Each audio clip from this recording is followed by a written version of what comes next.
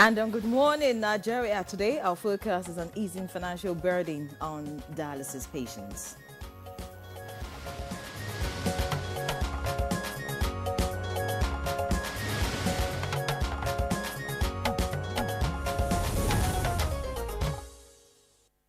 Well, you know, Ian Ray, kidney disease is one of those silent challenges we rarely talk about. Yet it's touching millions of lives every single day. That's true, Victor. That's why what happened recently in Geneva at the 78th World Health Assembly is historic. For the very first time, the World Health Organization and its member states adopted a global resolution on kidney health.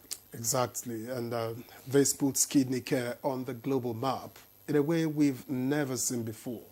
We always hear conversations about diabetes, cancer, and heart disease. But kidneys have been left in the shadows, even though more than 850 million people worldwide are living with kidney disease. Now, this resolution is a push for countries to take action, weaving kidney care into their health systems, with a focus on prevention, early detection, and affordable treatment. And right here in Nigeria, we're already seeing a bold move. For years, patients and families were weighed down by dialysis costs between 30,000 naira and 50,000 naira per session. And sometimes multiple times in a week. But under a new subsidy scheme, the price has dropped to just 12,000 naira. Yes, 12,000 naira in 11 federal hospitals, with promises of wider access. And that's a huge relief, I must say, Victor. But the real question is sustainability. Beyond affordability, people need awareness, screening, lifestyle changes, and stronger research. At the end of the day, kidney health is not just a medical issue. It's also social and economic. Indeed, families go bankrupt trying to save loved ones. So yes, the subsidy is a bold step, but kidney health deserves to remain right at the top of our national priorities. And so today, our guests will be giving us options and more solutions to help ease the financial burden on dialysis patients in the country. This is Good Morning, Nigeria. We thank you so very much for joining us. And I am Victor, as it's another Friday. The weekend is here. Yeah, I'm excited. Weekends are usually full of excitement. Now, let's hope this brings, some, of course. And I hope that all those around me would do the needful. Many thanks for joining us. I'm Ian Ray John. You're welcome to a very special Friday edition of the program. And the All right, many thanks for staying with us. Of course, our conversation is on easing the financial burden on dialysis patients.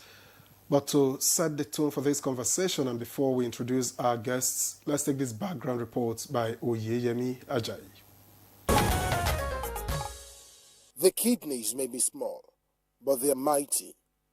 These reddish-brown bean-shaped organs work round the clock, filtering the blood and keeping the body in balance. Each kidney connects to a ureter, a little tube that carries waste down to the bladder. Simple in design, yet vital to life. But here's the hard truth. When the kidneys fail, life hangs in the balance. Thousands of people in Nigeria have lost their lives simply because they could not afford the cost of treatment, especially dialysis. Imagine one session of dialysis in many hospitals costs between 30,000 naira and 50,000 naira, and the patients often need several sessions a week. For most families, that cost is simply crushing. This is where the federal government has stepped in a bid to save lives and ease both physical and financial burden. A new subsidy has been introduced. Dialysis sessions that once cost up to 50,000 naira are now pegged at just 12,000 naira under the scheme. Already, the pilot program has begun in 11 federal hospitals across the country, with promises of expansion. But will this intervention be fully sustained? That's a conversation our guests will be unpacking shortly. All right, many thanks, Oyemi Ajayi, for the background report. And now time to introduce our guest for the conversation. And it is an honor to have with us the Honorable Minister of State for Health and Social Welfare, Dr. Isiaq Adekunle Salako. Many thanks for joining us, sir. Thank you very much for having me, and good morning, Nigeria. All right, let's also introduce here in the studio Dr. Salahu Ibrahim Kwaifa, Chief Consultant Physician and Nephrologist, Head of Dialysis Unit at Wuse District Hospital. He is also Assistant Secretary General of Nigerian Association of Nephrology. We thank you for joining us again on Good Morning Nigeria. Thank you, good morning, and thank you for having me. All right, let's begin this conversation right from the Honorable Minister. And I'd like to ask, what is the state, what is the status quo as we speak regarding kidney treatment, kidney health, and what's new in all of this? Well, kidney disease generally is an increasing burden in our country. There's an estimate that says we have close to 25 million Nigerians with chronic kidney diseases.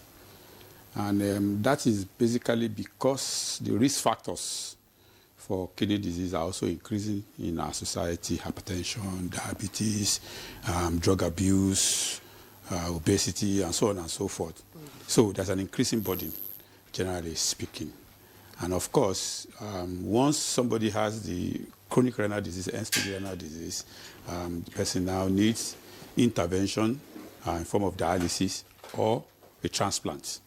So as a result of that, government has decided since last year, actually, to provide some intervention to bring succor to Nigerians who could not afford the very expensive periodic kidney dialysis.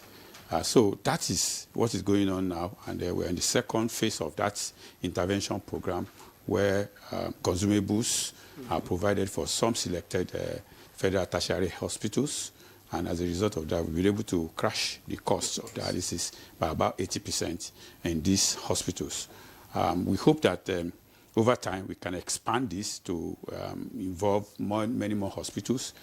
We also, of course, paying a lot more attention to infrastructure for kidney transplant in the country. Right now, about 5 of our federal tertiary hospitals are able to provide kidney transplant for patients. And of course, that is outside what is also available within the private sector.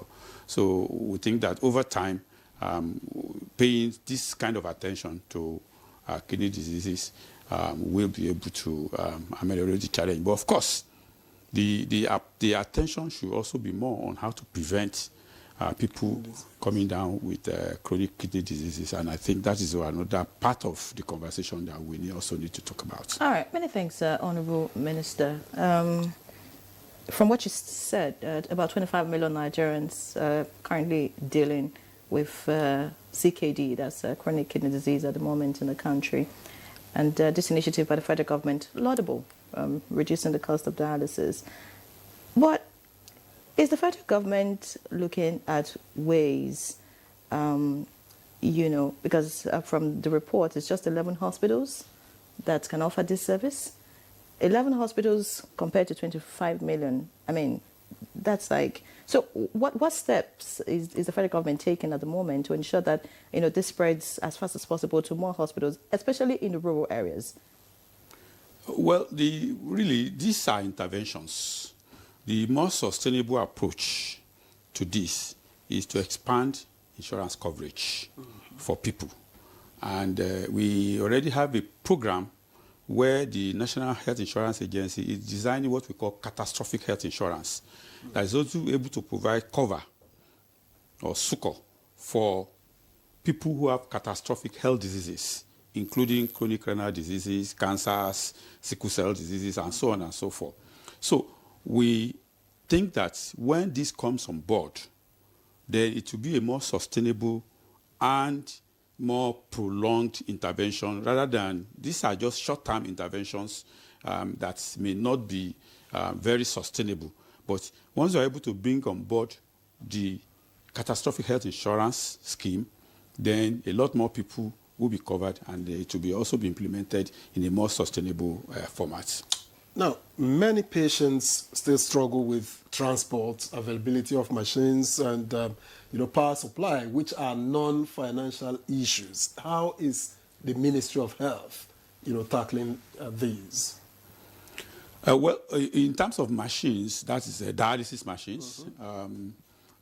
As part of this scheme, an average of 2 dialysis machines were provided to each of these hospitals, in addition to dialysis machines they had before. So that is on one hand. And of course, we also have an arrangement for the maintenance of those machines, which as part of this scheme that we're delivering. For power is of course a challenge generally, and we're looking at how to expand. As a matter of fact, let me use this opportunity to say that by 9th and 10th of September, we're convening a national dialogue on power in the health sector.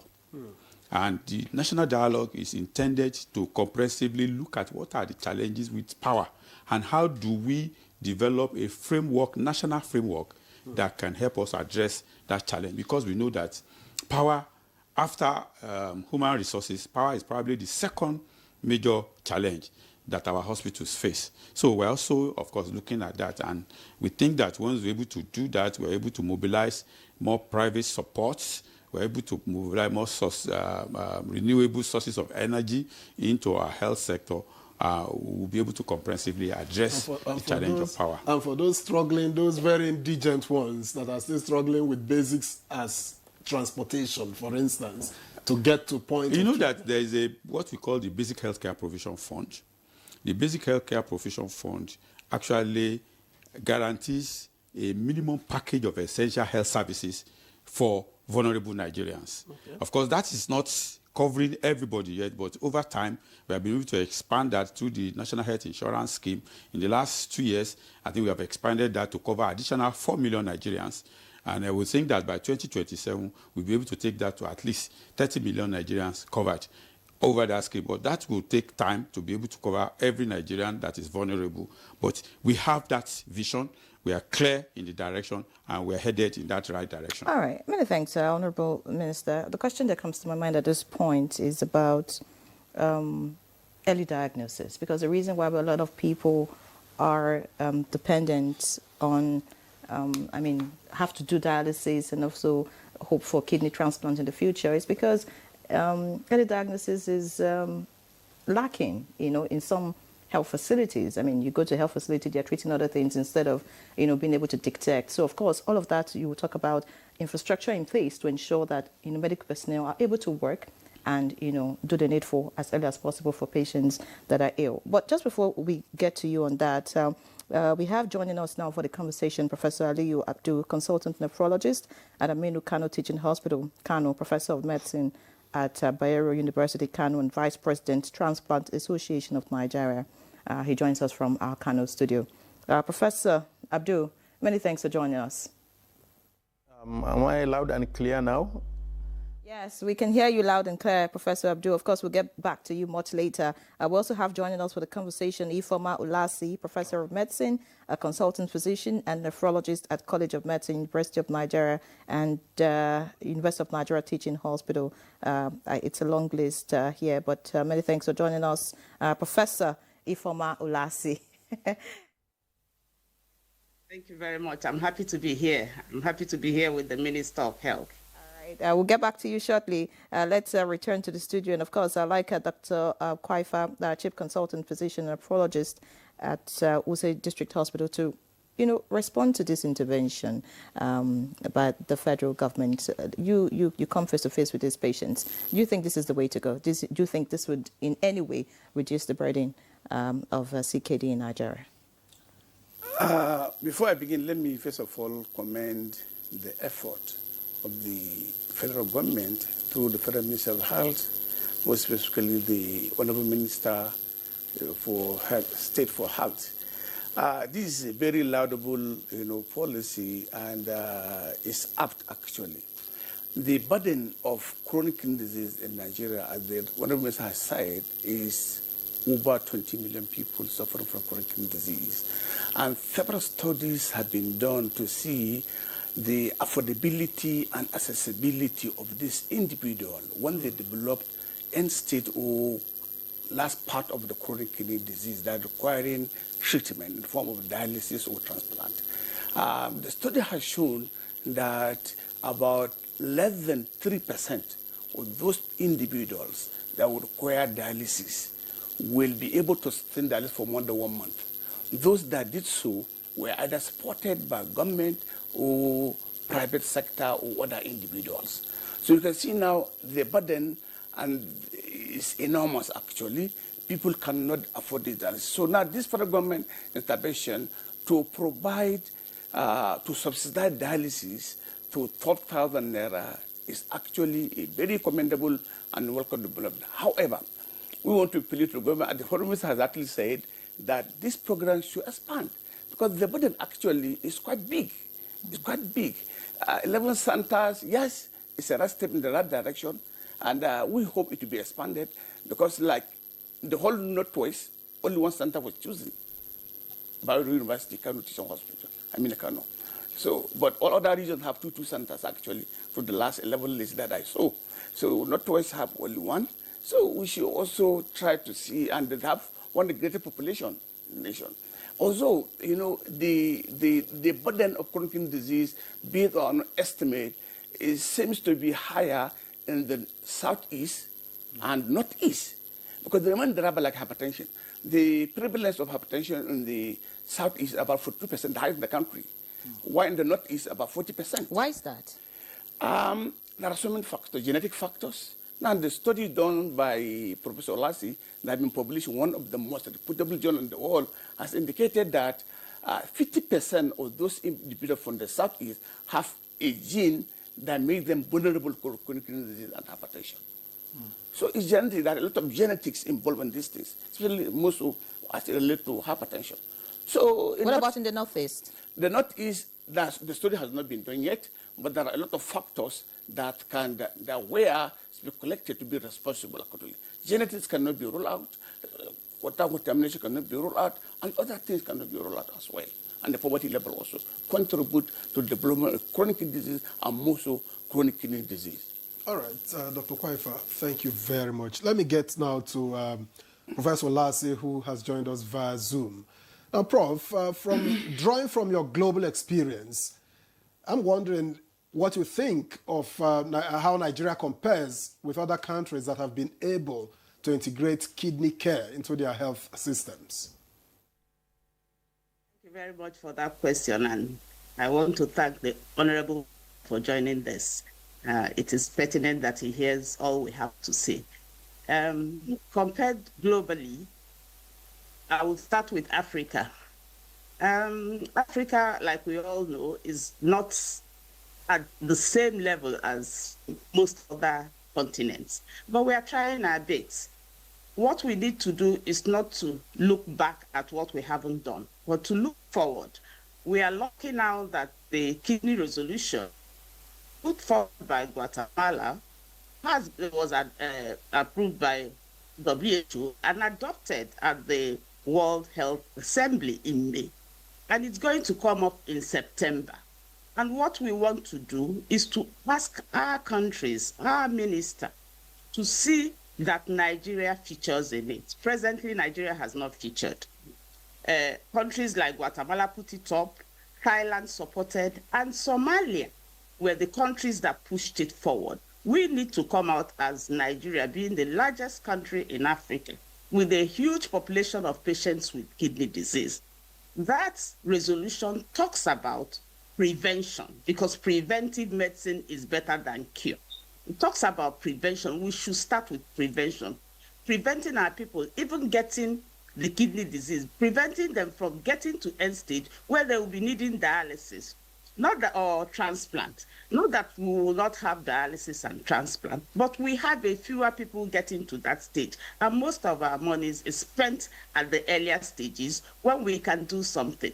Kidney disease is such that before you get to the end stage, you have a long time to intervene, to do things that are cheaper, to use medications that can stop the patient from getting to end stage. Yes, like Koifa said, the chronic kidney disease is most prevalent in Southeast. We did not know this until recently when our studies came out.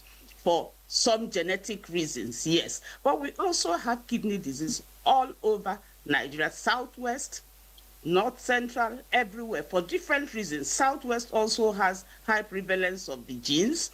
In the North, we have CKD, what we call chronic kidney disease of unknown etiology, which could originate from what we use for farming. Some of the insecticides and stuff we use for farming are not really kind to the kidneys. So for Nigeria, in Africa, we are doing a bit, but we need to do a lot more. When I saw the letter on the dialysis centers in Nigeria, I was happy. But I put down there that, like Oliver Twist, we are asking for more. We need to do a lot more. Prevention, like I said, is better than cure. Thank you so much. Thanks, Professor Ulasi. We'll get back to you shortly. Let's get to Professor Abdul now, who joins us from Kano. Professor Ulasi has talked about prevention being better than cure. And like I was trying to, ask the minister about what initiatives are in place to ensure that there's early diagnosis. I mean, if we have facilities in a number of hospitals to be able to detect kidney diseases or kidney infections, would not get to the point of dialysis. Speak to us, Professor Abdul. What really is the concern as regards early diagnosis and treatment of kidney disease in Nigeria?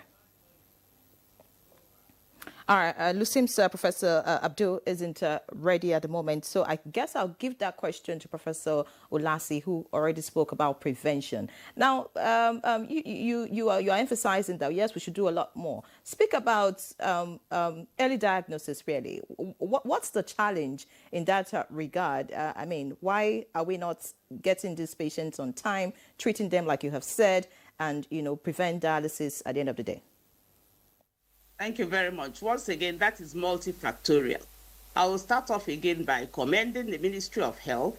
Last week, some of the specialists in kidney medicine were in Abuja. We're trying to put together protocol and guidelines for management of and prevention of kidney disease, starting from the community, primary health care, secondary health care to tertiary health care. That is basic. If we start from the community, alerting them that like they are doing in malaria, everybody knows in the community that you have to use insecticide-treated nets. Everybody knows that if mosquito bites you, you get malaria. So you tend to prevent yourself from getting malaria. That is what we should do for kidney disease. Start from the community. Let them know that kidney disease is prevalent. So many things cause kidney disease, and so many things can prevent it.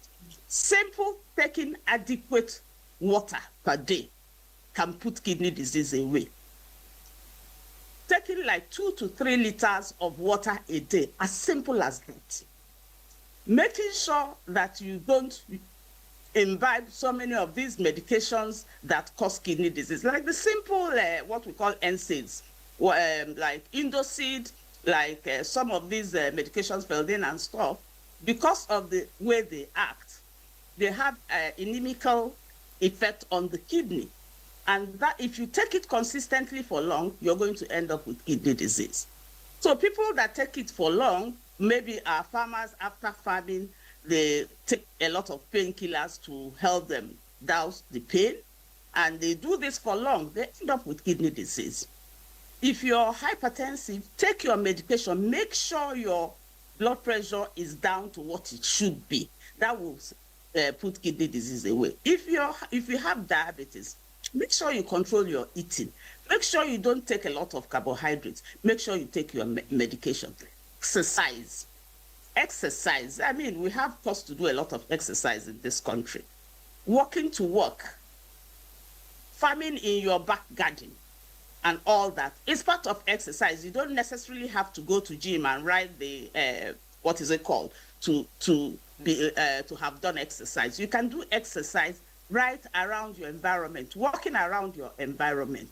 So these things would help. And also, if you have issues, I don't want to start talking about having the symptoms and coming, because kidney disease does not present symptoms until you're like 70, let's say 40, 60, 70% down in your kidney function before it starts telling you that something is wrong. The idea is for us to use that period when you don't have manifestations to stop it.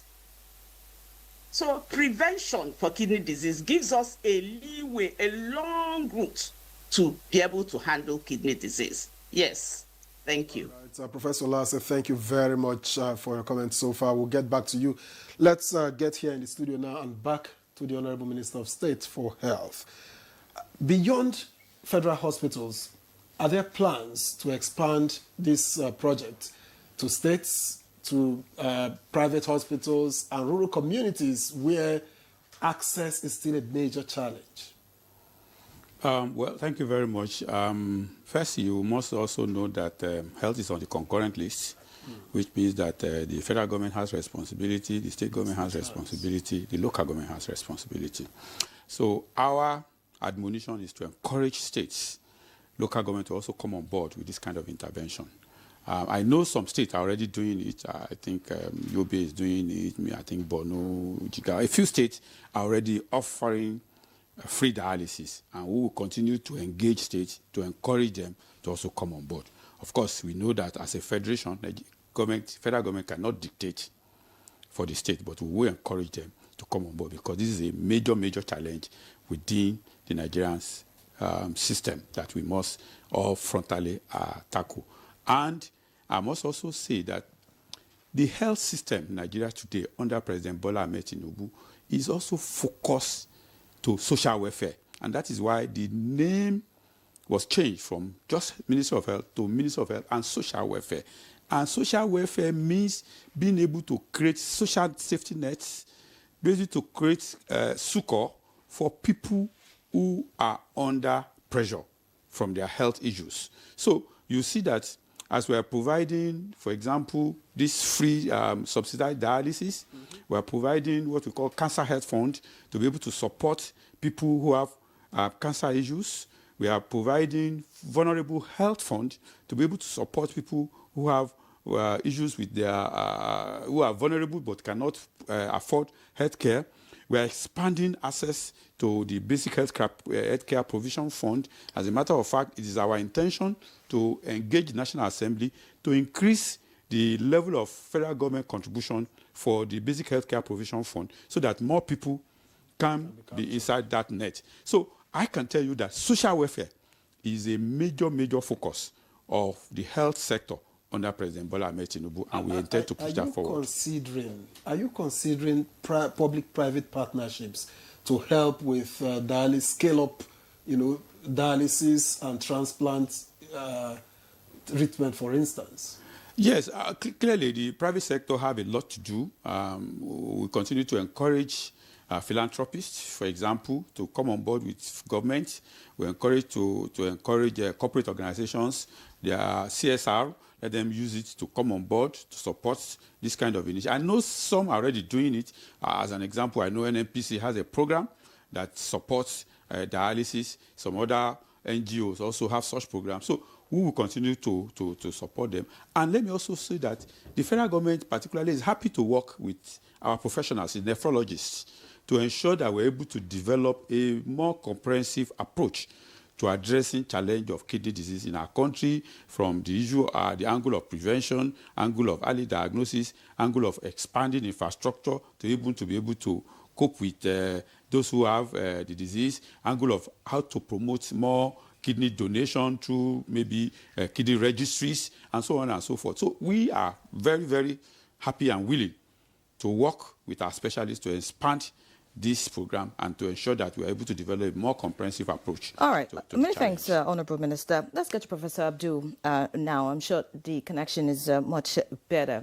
Professor Abdul, I would like to hear your thoughts about this initiative. I mean, the reduction in the cost of dialysis. Professor Olase talked about prevention being better than cure, and she talked about ways we can prevent. But of course, I'm thinking about we've already talked about areas where kidney diseases, are prevalent, and of course, there are factors, that could expose one to kidney disease, of course, hypertension and the rest. And I know that there are also tests that can be done, screening, for people who are susceptible, to come down with CKD, just so that it can be treated at an early stage. Speak to us really about this initiative, by the federal government, if this will in any way reduce the burden, because at the moment we're talking about 25 million. A lot of people are still moving around, the country at the moment without adequate tests and screening, to deal with the challenge before they come down with kidney disease, and of course increase the burden of those who will be needing dialysis. So I would like to hear your thoughts about this. Yeah, thank you very much for inviting me to contribute on this topic. I want to start by thanking the Honorable Minister and the Ministry for this initiative. It's highly welcome development. All right, looks like the connection with Professor Abdul isn't okay, but let's get to Professor Ulasi now, because I really want to know how many hospitals, can carry out, blood tests, GFRO, urine test, imaging test, and all of that, which are the tests, or if you like, the screening, required to, to detect those who have issues with their kidneys. And like you said, so that it can be treated on time and dealt with, especially in areas where, we have seen a high case of prevalence. Speak to us about that. In your own view, is that a better initiative to maybe carry out screening, and just so that we can nip in the bud before it becomes a serious case that would need dialysis? Thank you very much. Without much ado, I'll say, of course, prevention is better. Nipping it in the bud is better. Looking at prevention, at the various tiers of healthcare, we can do different things. Obviously, the primary healthcare is not supposed to be as equipped as the tertiary healthcare. At the primary healthcare level, we expect that they should be able to do what we call urinalysis. That is urine examination with dipstick. There's a dipstick you put in it and see what you can get in the urine. If the urine contains protein, that is significant, because your urine should not leak protein. And also, we should be able to do their creatinine, the blood test, to check the level of function, just like we did check the level of function by looking at how much protein is in urine. With the creatinine, you can now calculate the eGFR, the glomerular filtration rate, which tells you how well the kidney is filtering what is supposed to be filtering at the level of the primary health care. We can also do their BPs and give them simple medications. I've looked at the guideline they have for hypertension and the protocol, because that has already been developed by Ministry of Health. And there's a list of what can be done by the different levels of staff, from the CHUs to the community health workers to the doctors to the nurses, which makes it very, very comprehensive. So that if they know that if you pick a patient with a certain level of proteinuria, or with a certain level of creatinine, then you move to the next level, which is the secondary healthcare level, where they can do a lot more. In some secondary healthcare levels, they even have a nephrologist, they have specialists who can manage patients. And there, they can expose patients to more medications that will control them better. And if they find that the patient is now having maybe complications from the kidney disease, they can move to the tertiary level, where a lot of things can be done. In fact, in some secondary level, they have dialysis, tertiary level dialysis and transplant. I want to say at this point that, of course, transplant is the preferred treatment when you have end-stage kidney disease. Because what it does is that you have a kidney that virtually takes care of everything. But for dialysis, you still need to take care of so many other things. All dialysis does is the waste function. But the producing blood function, it cannot cover it. Making sure that you have enough vitamin D and calcium in your system, it cannot do it. Which, if you have a transplant, all those are taken care of. But the only problem is that you have to be on your proper medication to maintain that kidney in a foreign environment. So, yes, prevention again. I will always end with prevention is better than cure. And I'm hoping that after this talk, this minister will be able to talk to our representatives in New York to see what they can do about putting a word about prioritizing kidney disease as other NCDs. We need for them to say something to that so that kidney disease can come on board and we have more people knowing about it and more governments taking care of it. Because right now, many governments are not doing that. I recall in the WHO Afro meeting a month ago, I happened to be there, the PEN meeting, and virtually everybody spoke about every other thing but kidney disease. It was only one country, I think it was Sierra Leone, that mentioned kidney disease. Fortunately, I had a spot to speak. And I spoke to them and explained that all these other diseases are not as common as kidney disease. And indeed, all of them end up cause kidney disease in the long run. So we need to intervene and do something about kidney disease, and we need to do it now. The action is now. Thank you. All right, thank you very much, Professor Lassie. I understand that Professor Abdu is once more available to us. Prof, welcome back.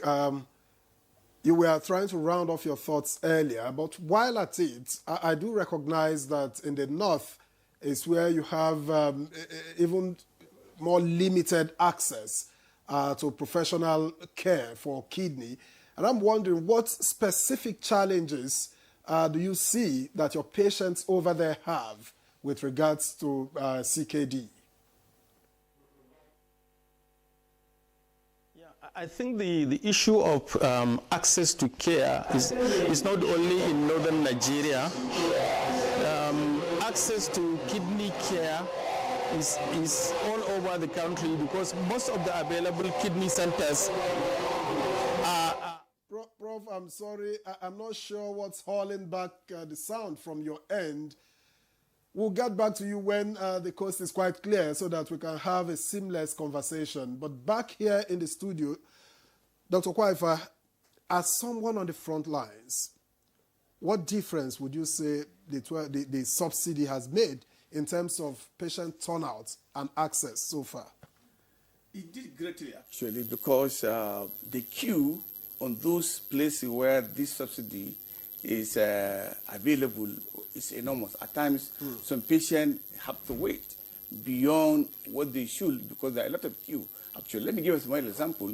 The first batch that the Honorable Minister did, the first batch, National Hospital, most of my patients, almost 70% of them, now left and went to National Hospital. So now the burden of dialysis patients in National Hospital increased. So now the waiting time for you to get place has also increased because at the National Hospital. At the hospital because of that subsidy.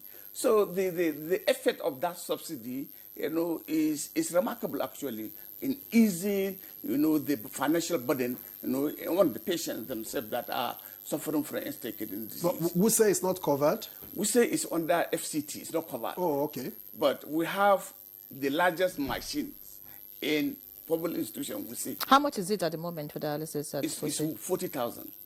It's 40,000. But 40,000 is much, considering our economic... With your interaction with the patients that need dialysis, what really is the major factor responsible for their condition?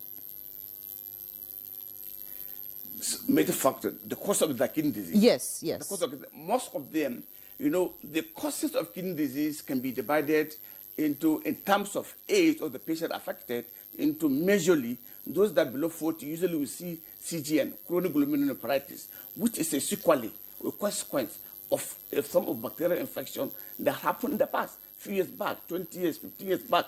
When those above 40, elderly people, hypertension is the key driver. And as I said, then we have diabetes. We have obstruction of the tract from prostate or whatever sort. And then we have, as I told you earlier, we have genetic reasons why patients are vulnerable to kidney disease, which is higher in the southeast and also 25% in the southwest. In the northern region, the study has not been carried out, so actually we don't know the burden of that abnormal gene in our population. But these are the factors. And then another two important factors in our society are the traditional medication, herbal medication. There's one study that was carried out at the University Hospital in Lorraine that shows that 60% of acute kidney diseases or kidney failure was attributed to herbal medication.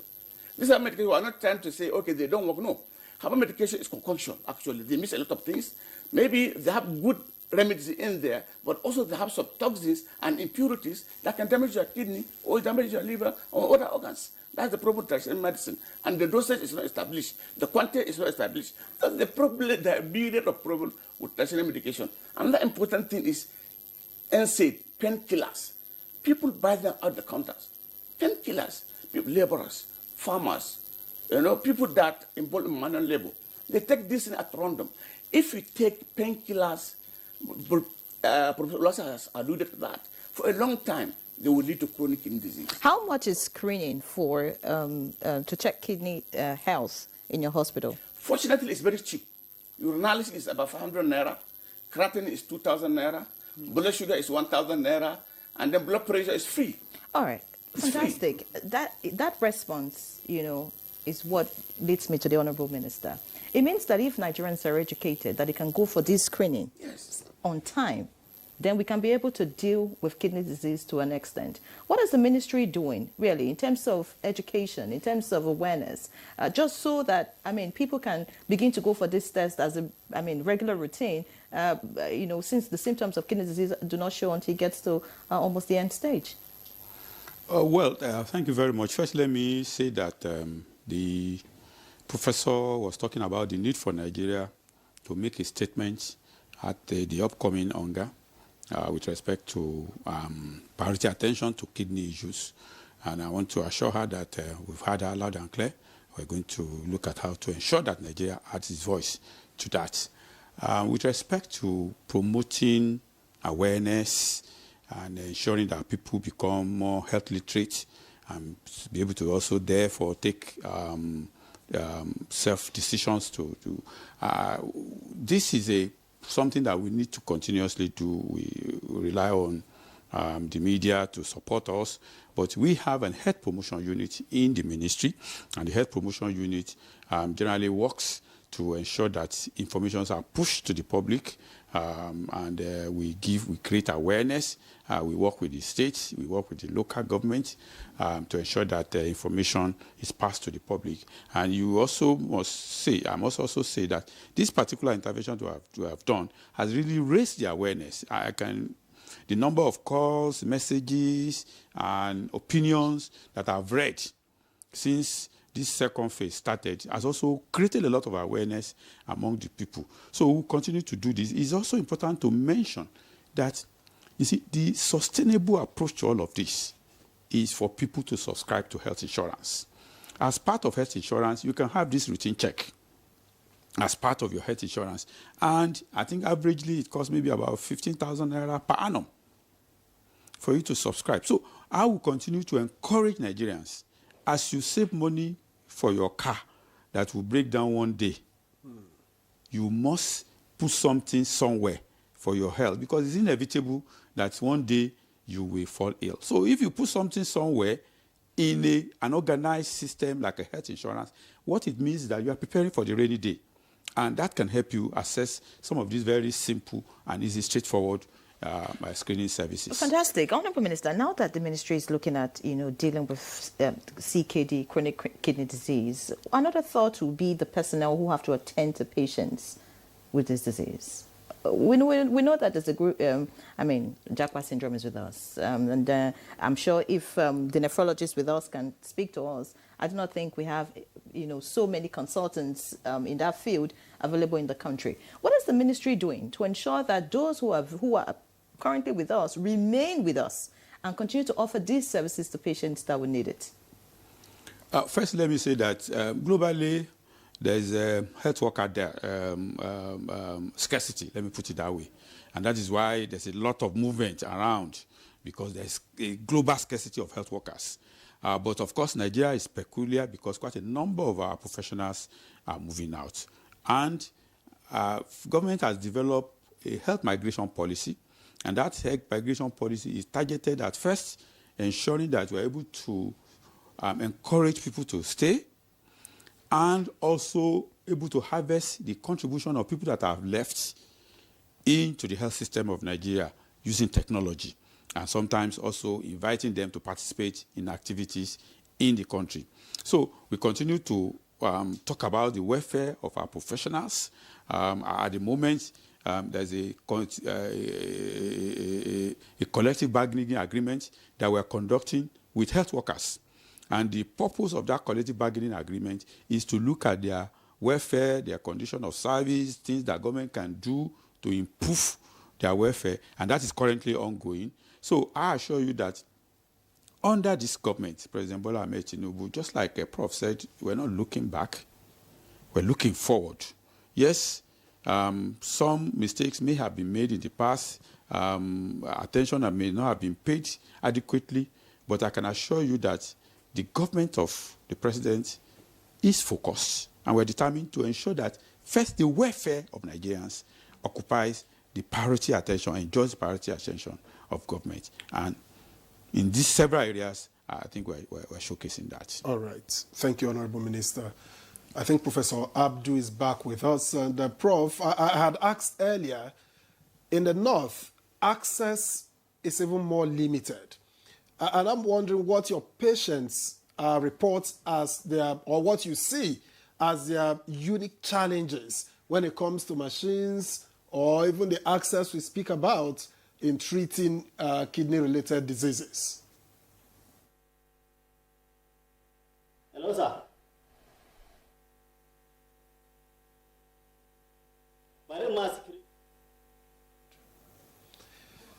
All right. We seem to be having that issue continuing with Professor Aliu Abdu. But let me get back to Professor Ulase. Now, Prof, you've talked about, you say your research found that in the southeast, there may be more prevalence in the southeast than in some other parts of the country. And we've linked that to certain genes, to mention just one. So what is it that, your research found again with regards to kidney diseases that is unique to Nigeria?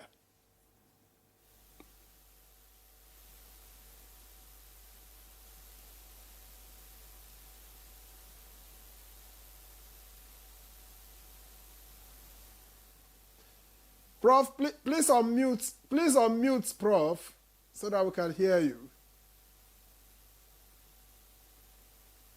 Oh, sorry, I'm so sorry. I was saying that there's nothing very unique just to Nigeria. The gene we are talking about is found in West Africa, and with the movement of people from West Africa to Brazil and to US, we also have the disease moving with them during the era of the slave trade and other movements before now. So the gene is actually not only in Nigeria, it's in South America, it's in North America, it's even in Europe. Anybody who has African blood that originated from West Africa are likely to have it. So, but when you come to Nigeria and maybe Africa, the peculiarities are, one, our health-seeking behavior. Our health-seeking behavior kind of derives from our traditional beliefs.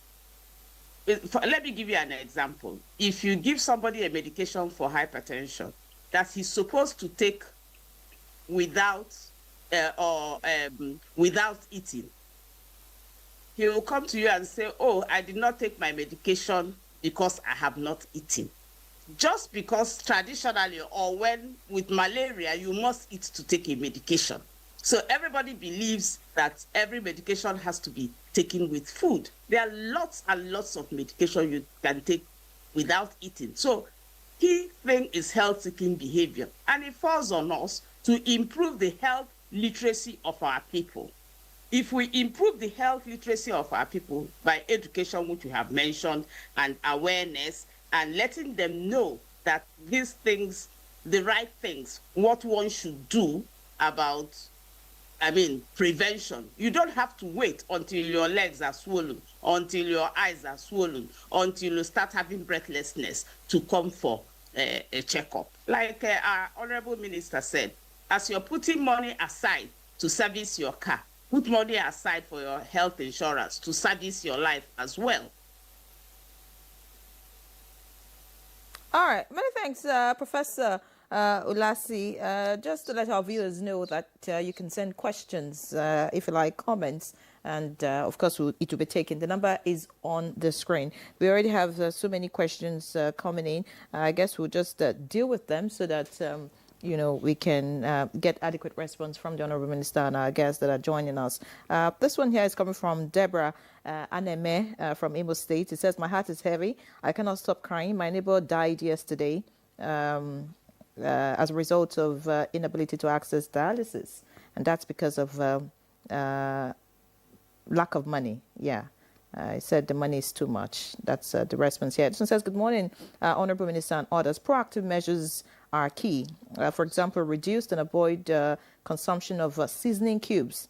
That's some of the ingredients are carcinogenic and also causes cardiovascular diseases and even diabetes. All right, Comrade Bella Samuel, I hope you're a doctor with this comment of yours here. Many thanks. Another one says, good morning, Nigeria. My question is, can BP drugs cause kidney disease? Coming from Binta Abdullahi. Good morning. Please, what criteria did the Federal Ministry of Health use in selecting the subsidized health facilities? And why did the whole Northwest get just one center? That's coming from Kazim Umar from Kano. Another one says, to avoid kidney diseases, always taking up water and avoid stress. Dialysis and chemotherapy for kidney patients should be free for all patients. That's coming from Ihe Konye. Another one says, good morning, Nigeria. Please let the dialysis be subsidized in Nigeria. I just lost my landlady because of kidney complications. And in that nephrology department, I saw many people queuing up for dialysis. Sometimes the machine is faulty and she has to wait for more than 2 weeks. The government hospital should get more machines. In the 4 months experience there, you are required to always buy blood per dialysis. Believe me, 85% of these patients cannot afford the treatment. All right, Victor, you have some questions? Or no, the Honorable Minister we'll take just reaction, respond? then okay, we can take mine. First, let me, I think it was Deborah that talked about our neighbor dying yesterday. My sincere condolences to her. But to also say that the dialysis program is available in Owerri, so people in Imo State can access it in Owerri. For the Northwest, I think we have 2 centers. We have Zaria and we have Kano. But of course, it's a growing intervention. So, and we hope that with time we can add a little more of our hospitals to it. But of course, it is important to state that government alone cannot do it.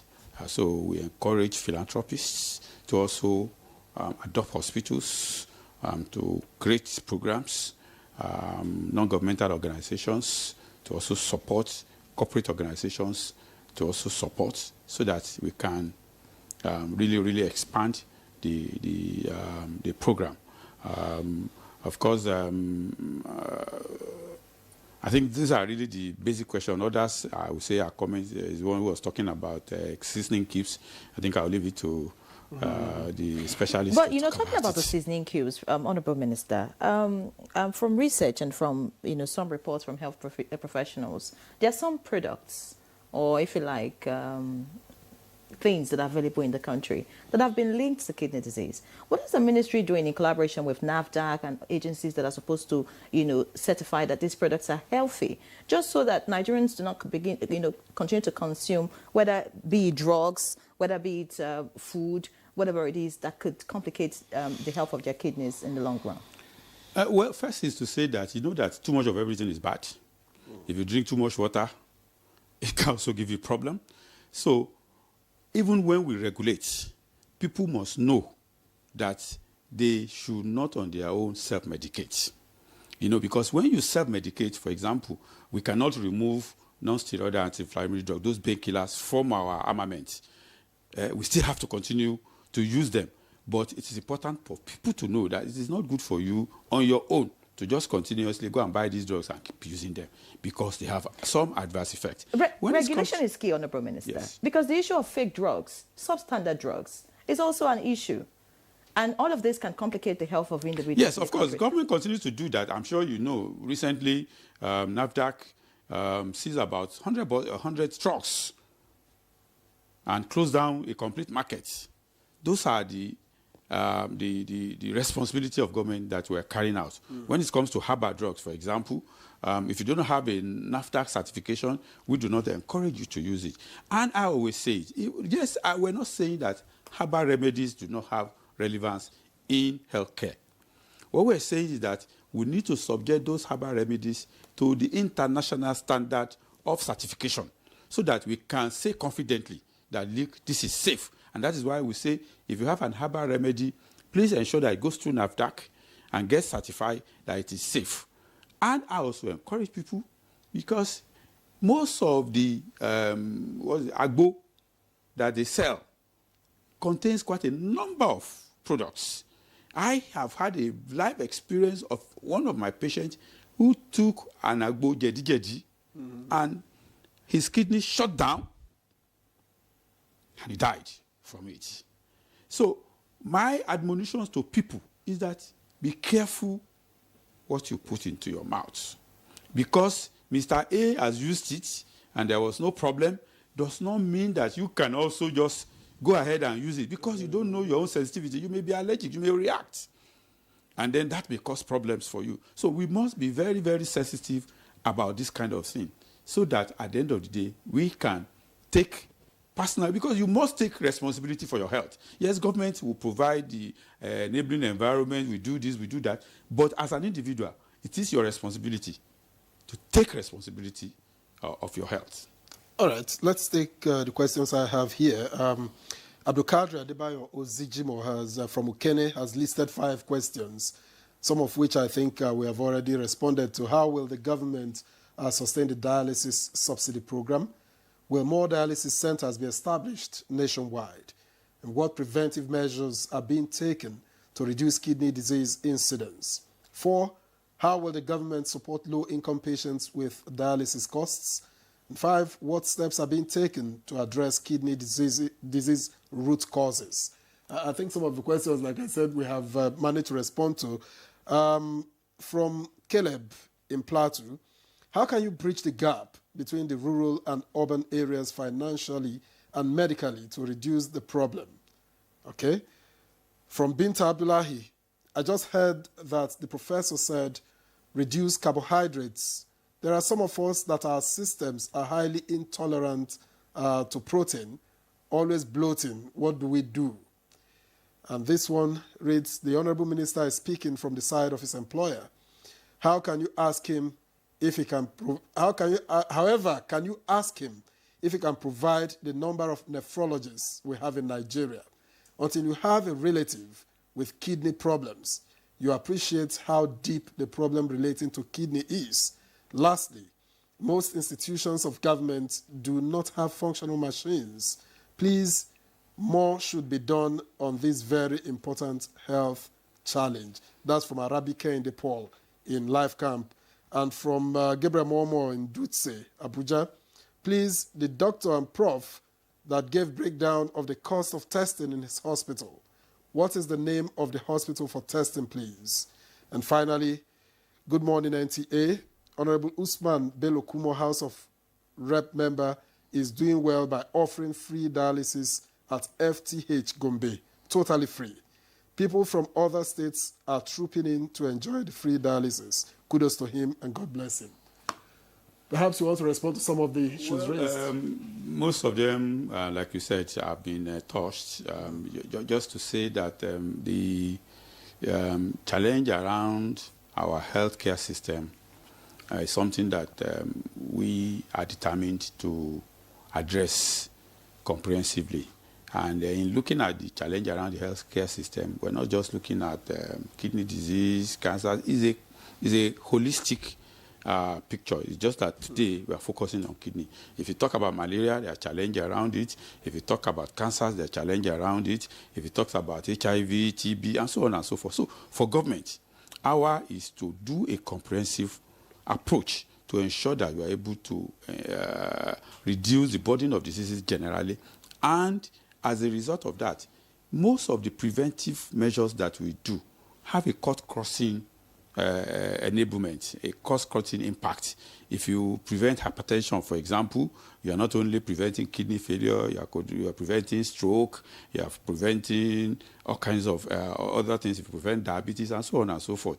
If you do exercise, if you eat healthy, if you mind what you consume, it has a cross-cutting effect in your health. It's not just about kidney. So we continue to admonish our people, ensure that you do exercise regularly, mind your habits, smoking, be careful, alcohol consumption, use of drugs indiscriminately, watch your weight, watch what you eat.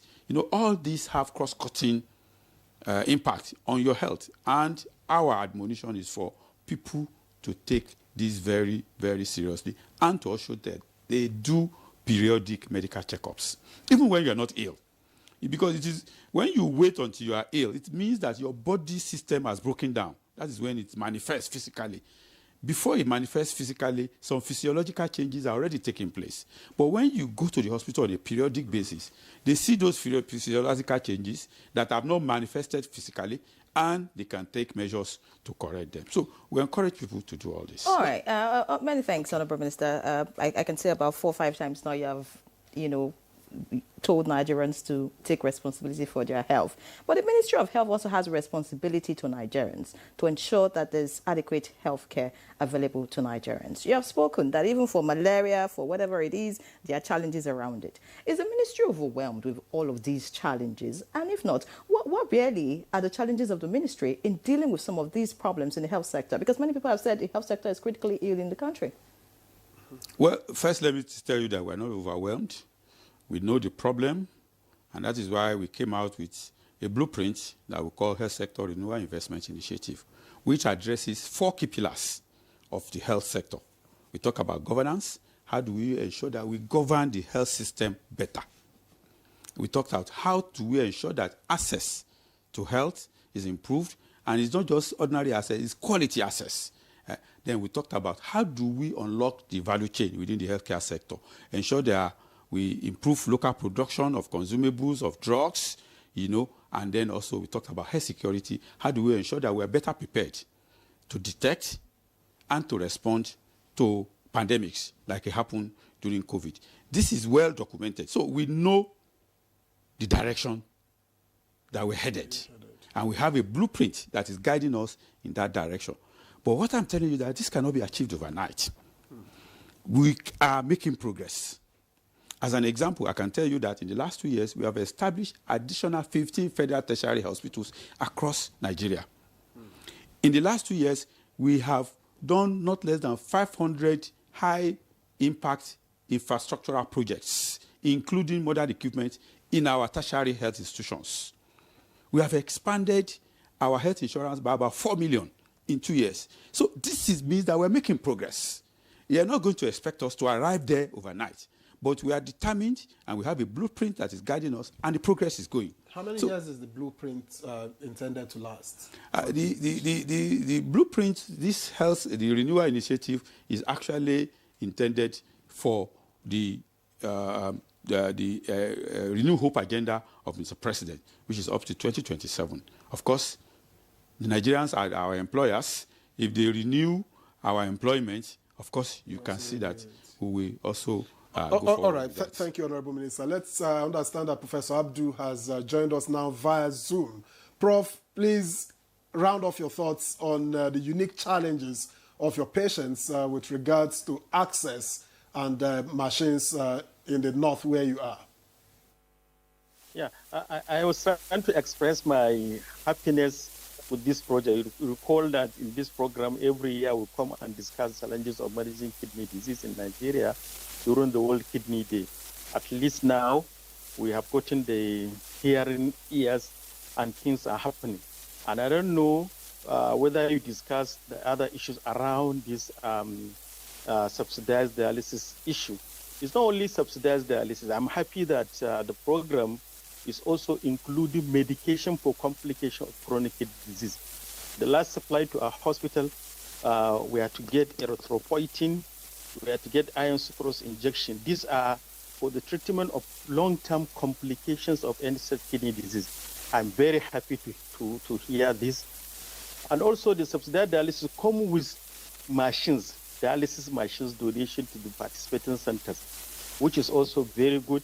And also the initiative comes with maintenance of the machines issues, which is also fantastic. And I'm happy with what the ministry is doing, because Prof. Olasi was emphasizing prevention. Me and her were in Abuja last week to develop a guideline for the prevention of chronic kidney disease and early treatment of the disease in the primary healthcare centers in the country, which was also being pioneered by the ministry, which is very good. And then to add it up, the ministry for the first time has issued or has produced a guideline for organ transplantation in Nigeria. So to me, it's a time we are witnessing where there is a holistic approach to non-communicable diseases and in particular chronic kidney disease. So I want to say kudos to the ministry, and I want to encourage them to continue what they are doing.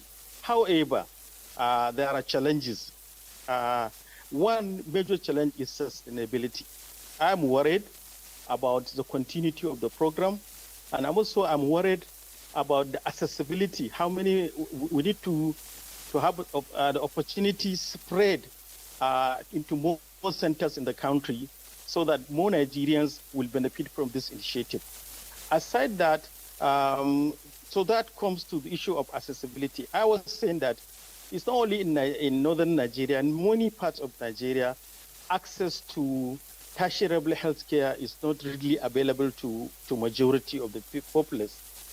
Because if you look at the kidney treatment centers, are mostly concentrated in the urban areas, while majority of the people live in the rural areas. So sometimes to diagnose CKD in a far remote village, for it to be referred to a center where there is dialysis, there's kidney transplant, is also an issue. So I think these are challenges that we live with them. And happy what the Honorable Minister said, that we cannot get all what we want at a particular time we want. So, but it's good that we are starting gradually. It is our hope that it will be expanded and we see more of it in the near future. So I'm very happy. These are my comments about the program. Thank you very much. All right, Professor Abdul, thank you very much. I will just pause here for. All right, thank you very much for staying with us. Of course, we've been discussing reducing the burden on dialysis patients in Nigeria. But just to get the conversation continued, let me read these messages that have come in while we were on break. Good morning, Nigeria. I'm Amos Ali from Yola, Adamawa State. For how long should kidney patients be on dialysis before kidney gets revived? Now, good morning, Honorable Minister. For the sake of people who don't know the 11 centers selected for hemodialysis subsidy, kindly mention them again. It might help a lot. That's from a Samari Hosia. And another one reads, good morning, sir. I am Peter from Jos. Why is it that if you go to your NHIS hospital, any medication that is like 3K or above, they will say it's not available? You should go to pharmacy outside and buy. To carry out tests on you, it is as if you committed an offense. And from Jonathan from Kuje here, good morning, Nigerians. The federal government should improve our health facilities in the country to be able to handle the healthcare needs of citizens. It should not be FCT alone. And this one reads, thank you for the opportunity and enlightenment from the health minister and other guests on this topic. I have a question on the health insurance. Is it same as the NHS? Please, can the minister give more details about that and possible processes for government workers rather than private individuals? And finally, is eating kola nut a risk factor to kidney disease? That's from Japhet Katie from Jos. Good morning, Nigeria. Is this final one? I just lost my son-in-law due to kidney disease on 16th July 2025. Cost of transplant was too high. God bless NTA for more enlightenment. Honorable Minister. All right. Two critical questions that came out, the list of the hospitals, and then to also talk about the health insurance. Currently, the subsidy program is available at the National Hospital here in Abuja, at the University of Maiduguri Teaching Hospital in Maiduguri, the Aminu Kano Teaching Hospital, the Ahmadu Bello University Teaching Hospital in Bauchi, the University College Hospital in Ibadan, Federal Medical Center in Ebute Metta, the University of Benin Teaching Hospital in Benin, the Federal Teaching Hospital in Owerri, and the Jos University Teaching Hospital in Jos. Those are the federal tertiary health institutions that are covered currently by the subsidy program. It improved from what it was in the first phase. With respect to the health insurance, especially the complaint that they do not get quality care. First is to know that the health insurance is to provide basic care.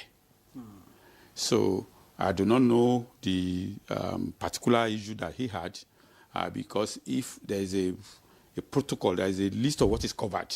So if what you are going for is outside that, you then have to do, and this is obtainable everywhere in the world. There's a basic insurance. If you want something more comprehensive, then you pay more. So if you want a more comprehensive plan, if you then come forward and pay more, then you can have a more comprehensive plan. But if you're able to provide that basic plan, you'll be sure that at least 70 to 80% of Nigerians will be covered. Away from the subsidy, this list you just read out, hospitals that are under the subsidy plan by the federal government, how many federal government health facilities have equipment for dialysis in the country? I cannot say, but I'll be surprised if there's any that doesn't have. But if there's any, it's functioning. It's going to be a minority. Okay. Because even our psychiatric hospitals that are specialized for psychiatry now does dialysis. If you go to Kaduna, for example, psychiatric hospital in Kaduna, they do dialysis. If you go to Aro, they do dialysis. If you go to Benin, psychiatric hospital. So we have created an environment for all the federal tertiary hospitals to be able to provide dialysis care. But don't forget that there are some specialized hospitals. For example, orthopedic hospitals are specialized to focus more on orthopedic care. So if they're doing dialysis, they're doing it on the side. So it may not be their major service. But most of our hospitals, I do not have the list, but I can tell you that not less than 90% will be providing some sort of dialysis care. All right. Many thanks, Honorable Minister. Of course, I would also want to know what the ministry is doing to get states to buy into this initiative. I mean, the federal government can't do everything on its own. State governments would need to, support one way or another, I mean, in terms of the subsidy and all of that. But we'll get to that. Let me read some of the questions that we have here coming from our viewers. This one says, good morning. Thank you all for this health enlightenment. I think there's need to sensitize the people more on the type of food and drugs to avoid that can possibly lead to different terminal diseases. Inusa Victor Anthony from Imo State sent that one. Another one is here says, good morning, lady and gentlemen. Please, I want to inquire, can blood pressure be curable completely without taking drugs? I think the person is trying to ask if blood pressure is curable. I mean, to a point where you can stop taking drugs, coming from Usman Bala. Another one says, good morning. Please, can the Honourable Minister explain how too much of water can cause problem? Amefula, response to your statement about too much of everything. Amefula, thank you. This one says, good morning. My name is Muazu Mohammed from Banawa, Kaduna State. What are the signs of kidney-related disease, and what are the causes and preventive methods? This one says, good morning, everyone. Can eating seasoning cubes cause kidney disease? Okay. Well, another one says, good morning, Honourable Minister. The cost of drugs is also something to be considered for kidney patients. Sani Mohammed Gumel sent that. Another one says, good morning. I'm from Gashua local government in Yobe State, and it is among the highest with kidney problems. They need support and orientation. This one says, good morning. This is Baba Gutagi from Lafiagi, Kwara State. Please, can the intervention be extended to Ilorin because kidney failure is like a pandemic in Kwara State? All right. I'd like the Honourable Minister to take a breather. Doctor, respond to some of the questions about, causes, drugs, and all of that could lead to kidney complications. I think we have dealt with the major causes of chronic kidney disease. We say number one is equally to infection. We call it the chronic glomerulonephritis. Then we have hypertension, we have diabetes. Then we have obstruction of the urinary tract, either by prostate enlargement or by cancer. Then we have, I said, infections. These infections are hepatitis B, hepatitis C, and HIV, and also even malaria associated with kidney disease. Then we said that genetic factors that were mentioned that's more prevalent in the southeast and the southwest. We said the northern counterpart, the study has not been done, so we don't know the burden of that abnormal gene. But there are a form of kidney disease that's more prevalent and around River Jama'a, the Hadejia Basin. We call it chronic kidney disease of undetermined origin, of no origin. Perhaps soil contamination, perhaps chemical use as weedicides, and also in treating the soil, whatever. There are so many factors. Dehydration is another important cause of kidney disease. And I made the mention of herbal medications that are not censored, that are not patented. But even Mr. said if they are patented, yes, if they are patented means they are refined, all the impurities have been removed. But our own is concoction that people sell, they make it at homes, and they carry it on their head and be selling, and people will be patronizing them. All right. So that's the issue. All right, let's get to Professor Olasi as we begin to round up the conversation. Professor Olasi, you are big on prevention. Speak to us about how often you think an average Nigerian should go for kidney screening. How often should that be done?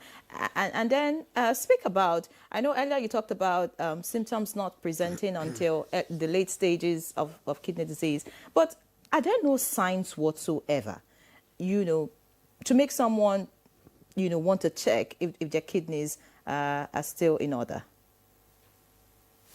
Thank you very much for those questions. Yes, I am big on prevention. So for screening, we should actually start from childhood. When your child is born, a lot is done in the hospital. Like in some hospitals, they will check the genotype, check different things. At every level of schooling, when your child is going into nursery school, you should go through medical examination, which would include looking at the urine, looking blood tests, checking blood sugar, looking into the eyes. The same thing, you do it at the level, primary school level, at the secondary school level, and when the person is getting into university. And then when the person leaves university, at every work you take, they ask you to run medical exam before they take you. The importance of this thing is that things are picked. I've once picked a young man who changed from a school in Port Harcourt to one in Enugu. The parents came to me to sign, because usually when parents come, they give you the paper and ask you to sign, right? So I said, no, I don't do that. You must go through the tests. And I listed out the test, and they did it. The child had diabetes. Yes, the child had diabetes. That was when it was discovered. So it is important for parents who often think that signing off the paper is good for their children. You're letting the disease that can be picked early and handled early go without being picked, and your child will suffer for it. Okay, when you get to adulthood, from 20-something to when you get to elderly age group, you can do every 3 years, 2 to 3 years, you check your do the medical exam and medical test to check yourself. And then when you get to the elderly age group, you need to do it yearly. Remember, I'm talking about people who don't have diseases like hypertension, diabetes, sickle cell, or any other disease that is affecting you, that you need to see your doctor. The doctors will determine how often you run those tests, depending on how the particular disease is dealing with you. So if we stick to that, we'll be doing ourselves a lot of good. And then again, I've mentioned drinking water. Water your kidneys. The kidneys love water. They want to wash off what is there. Water your kidneys. Always take water. Water is good, but excess of water is not good, like the young lady that was asking. If you take too much water, you overhydrate yourself, you may even become unconscious because the level of sodium you have in your brain is lower than what it should be, and you will go through various stages of encephalopathy. So too much of everything is bad. We know that already. The second question are the symptoms and signs. I usually stay back from talking about symptoms and signs, but since you want it, we can give you some of the symptoms and signs. In children, you can see your child wake up in the morning with the eyes swollen. Often parents will say, oh, the child ate carbohydrates in the night, rice in the night, and each time when he eats rice, that's what happens. There's nothing like that. Take your child to the hospital to check. The other thing is your child may be passing blood in urine, but unfortunately, many of us pass urine outside, which shouldn't be. If you pass your urine in a WC, you see the color of the urine. If it's smoky, that is if it's dark brown or there's a change, your urine should actually be very light yellow. If your urine is very light yellow, you're well hydrated. If it's dark yellow, you're not well hydrated. So you should hydrate yourself very well to make your urine light yellow. So other things are leg swelling. By the time you start getting more, the kidney disease is worse, you begin to have breathlessness, because what is happening is that the kidney is not removing what it should remove. It's not removing the water that should pass very well in urine. It's now accumulating in your body, in your legs, on your face, in your lungs, and will give you breathlessness. You begin to be weak because the kidney is also involved in making blood, a hemoglobin that helps us carry oxygen. So you begin to feel very weak, easy fatigability. You can't do what you used to do before. You find out that you're always sitting and maybe sleepy and all that. At that point, the kidneys are really like maybe 20% left or 10% left. That's why I don't really like talking about symptoms. I like... All right, Professor Lassie, I'm sorry we have to interject here because we are running out of time. Just before we get to the minister, finally, let's get to Professor Abdu. And I'd like to ask Professor Abdu, what policy shift would you like to see? Is it more subsidy or a stronger push for transplant programs? Yeah, they go together. At the ministry subsidized dialysis, we'll see a large number of patients that are needing dialysis. And we have to plan for how to take care of this large number. And the best way is to develop the transplant program so that people will begin to graduate from the dialysis to the transplant program. And there are many ways of doing that. One, the government should encourage more centers to do the dialysis. But before getting more centers, those that are doing the transplant should be encouraged by the government. I see no reason why the private sector are doing well with the transplant, while the public transplant centers are not doing very well. So this is something that I want the Honorable Minister and the Ministry to look at, support kidney transplant center, because with this subsidy, we are going to see more patients living longer with kidney failure. And if we didn't have a policy where we'll be taking them out of dialysis, there will be a time when we have large number that the subsidy program cannot take care of, which is very bad.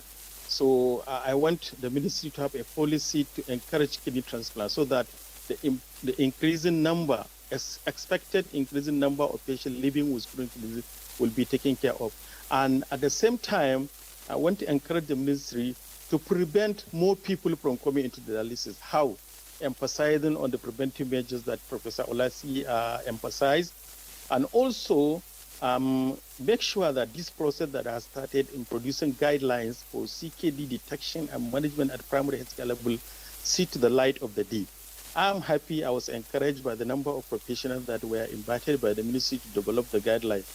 If the guidelines are developed and implemented, we hope to decrease the number of patients that are coming with end-stage kidney disease needing dialysis. So with this balance, I'm sure that the subsidy program will be sustained.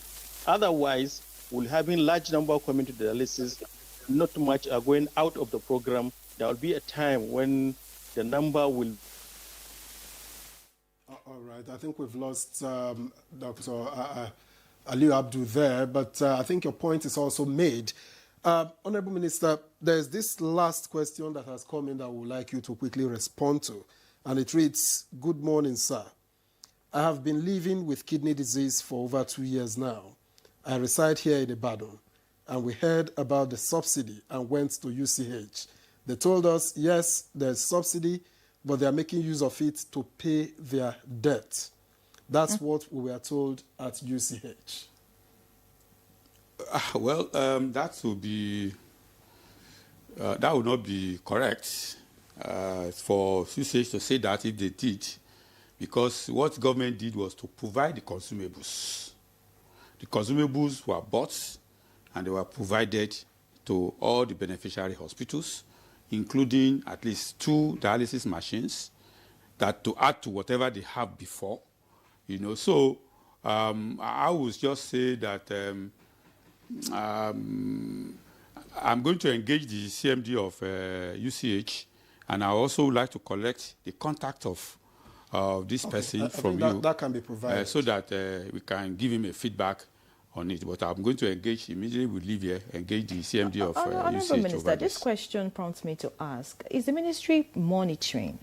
I mean, there are a lot of initiatives, policies coming from the federal government, but you know the Nigerian system, like some would say. No, let me tell you this. First, it is not possible for the ministry to be everywhere. We also have to have some level of trust on people who are giving responsibilities to. There are MDs who are the chief accounting officers of our hospitals. There are audit process, there are monitoring process that the ministry does, but you know that we cannot be there 24/7. We only go there periodically to go and see what is going. They write reports, and we be able to validate those reports using some best mechanism. So that happens. But more importantly, I think that for me, the most important monitoring process is to ensure that people who are coming into offices, who are given opportunities of appointment, are people of high integrity. That is really the best way, because it is not possible. Me as minister, how many places can I be?